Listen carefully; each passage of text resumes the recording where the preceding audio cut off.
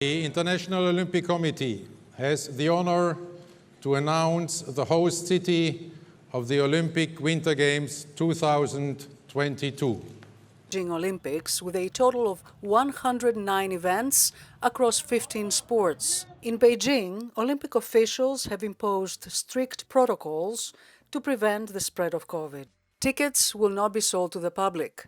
Beijing has announced a closed-loop system where athletes and others involved in the Olympics will work, compete, eat and sleep without coming into contact with the general public. All vaccinated participants can move freely in games-related areas by a dedicated transport system. Unvaccinated athletes will have to spend 21 days in quarantine ahead of the Games. Domestic and international participants will be tested daily. But COVID-19 is not the only hurdle for the Beijing Olympics.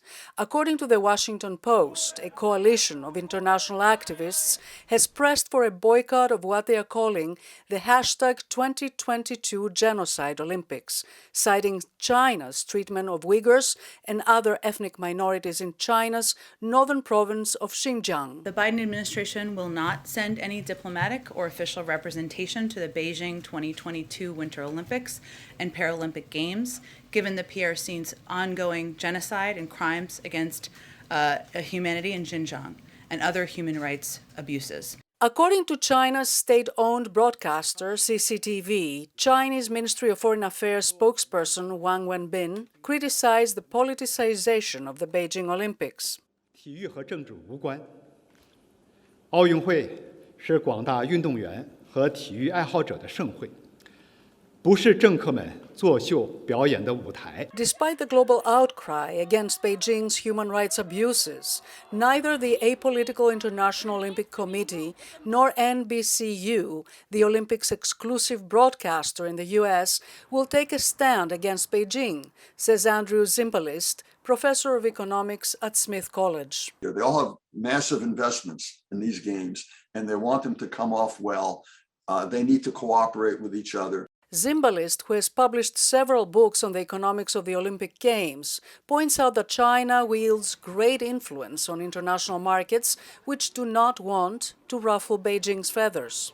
On the one hand, you have markets like the United States where people want you to be uttering phrases and following policies that are congruent with human values.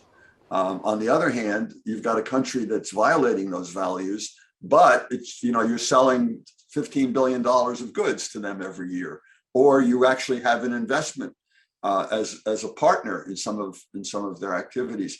And so how do you steer a course in between those two things? It's delicate. According to Variety.com, NBCU is facing a huge challenge on attracting eyeballs to the event, not only because of China's human rights violations, but also because 6 months after the Summer Olympics in Tokyo, spectators are going through what it calls Olympic Games fatigue.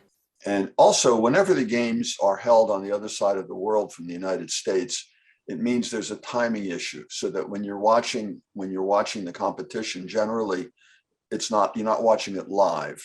And that's always disappointing to sports fans. You don't want to find out the result of something that happened 12 hours earlier. However, Zimbalist says most viewers do not bring a political mindset to the questions of whether they are going to follow the Olympic Games. They do it, he says, for the thrill of the games, the competition, and the teams they root for. Penelope Poulou, VOA News, Washington.